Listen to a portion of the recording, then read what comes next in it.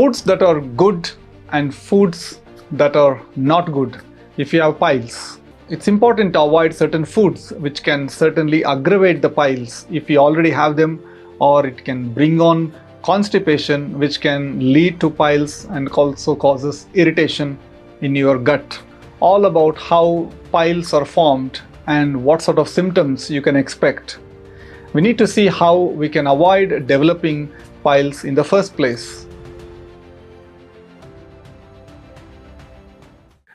Foods that have got low fiber, foods that are certainly the recipe for constipation, makes your colon sluggish, slow, making the bowel movement hard. So when there is stool that is hard, it is difficult for the large intestine, the colon, to push. So it will end up with you putting extra pressure.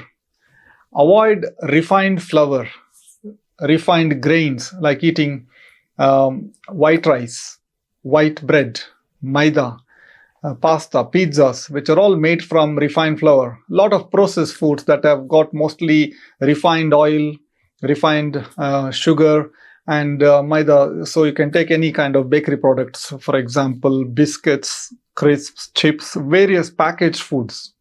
Fast foods, which people are nowadays very fond of because you can get them easily and get them ordered also. All these restaurant foods, what people eat frequently and get them to take away, they have very little in the way of fiber, and they are high in unhealthy or what we call as saturated fats that can slow down your gut, making you constipated, in turn leading for the development of piles. In our country, we love spices. A lot of people enjoy eating spicy foods. Spicy and masala-rich foods can also irritate the gut, and if you already have piles, they can sometimes increase the irritation from the piles, these symptoms.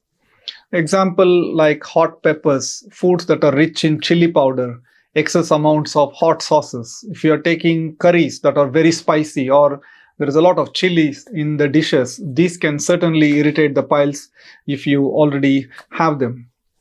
In terms of non-vegetarians, you need to try and restrict, especially if you're consuming red meat like lamb, pork, beef. If you're taking regularly, there is a lot of protein, and also this can contribute to constipation, especially if you're not supplementing with adequate amount of fiber when your diet is rich with non-vegetarian food. Some people find even dairy products can cause constipation, especially if you're taking full-fat milk, cheese, a lot of creamy products, including ice creams. Caffeine, 1 or 2 cups of coffee is fine, but excess coffee and tea intake can also make you dehydrated. It can certainly bring on constipation, which in turn can be a risk factor for piles. So avoid too many cups of coffee, energy drinks, or certain carbonated drinks that has got high amount of caffeine. Alcohol is also one thing that can lead to constipation because of the dehydration effect. It can worsen the symptoms of piles.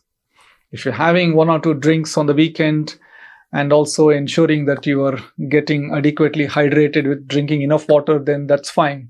But if you're consuming alcohol excessively, you really need to cut it down. Fried and fatty foods, these can be hard on our gut and can slow down the digestion, leading to constipation, bloating. So if you're consuming deep fried foods, whether it is vegetarian or non-vegetarian, fried foods can slow down your digestion. And highly fat processed foods, bakery items can certainly lead to constipation and sometimes chronic digestive health issues. So it's important to restrict these foods to rare occasions. What are the foods one should eat for those who are suffering from piles or to prevent? There are certain foods that can really help, which can help improve your digestion, improve your gut health, reduce irritation, inflammation. And these are mainly aimed at preventing constipation. So there is a list of foods that you can eat, foods that are high in fiber. For us as humans, we need about 30 grams of fiber every day because fiber helps giving bulk to the stool. So it softens the stool, it makes the motion kind of pass through the colon easily, makes the bowel movement easy, which is fundamental in managing piles. So you should eat a variety of fruits like apples, bananas, guava, papaya, which is available throughout the year. Various vegetables, including leafy greens, vegetables that are rich in fiber like broccoli, cauliflower, carrots, whole grain foods you take, brown rice, quinoa, oats, millets, ragi, rather than relying on white rice or maida. If there are vegetarians who want to consume protein, and also for them there is options to take lentils, legumes like chickpeas, rajma, kidney beans, lobia. So these are good in fiber, but be careful. If you're consuming these in excess quantities, they can be hard on your gut because they are high in fiber, but equally they are also slightly gas-producing foods. Water is very important because for the colon, for the large intestine, to draw the water, the receptors in the colon to suck the water from the body, your body needs to be well hydrated in order to prevent constipation. So if you already have piles or you want to prevent piles, aim for at least 8 glasses of water in a day. So that's approximately 3 liters of water in a day. And more so, especially if you are very active physically or in summer months. There are other fiber supplement you can add. For example, chia, flax seeds, which are fantastic. They have got very good amount of fiber. Good fats like omega-3 fatty acids that can help reduce inflammation, help improve your gut health, improve the stool passage. So you can add them to the breakfast, you can add them to oats, curd, yogurt, you can make smoothies. Remember, if you're taking these chia or flax seeds, you need to supplement with extra water. Otherwise, you'll get a lot of bloating, cramping feeling and a very gassy feeling if you don't drink enough water when you add this chia or flax seeds. Some people take this psyllium husk or isabgol.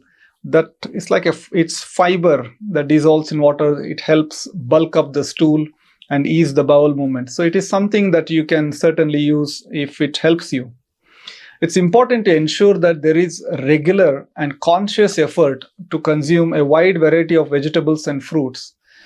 There are foods that are good for our gut, that promote our gut health, including have a cup of curd, some fermented foods, including small amount of pickle, dokla, kanji. For South Indians, there is idli, dosa, which are all good for the gut.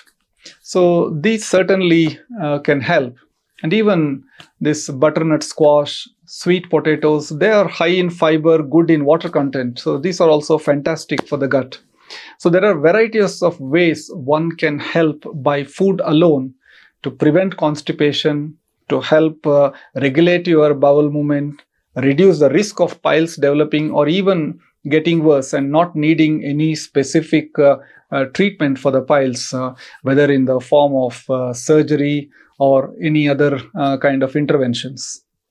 If you're struggling despite all these lifestyle changes, including regular exercise, and if you're overweight, cut down on the weight, all these things combined should help. But despite all this, if piles is bothering you and you feel that it is getting worse, or if you're concerned it could be something else, you should not hesitate to take an opinion from a medical gastroenterologist.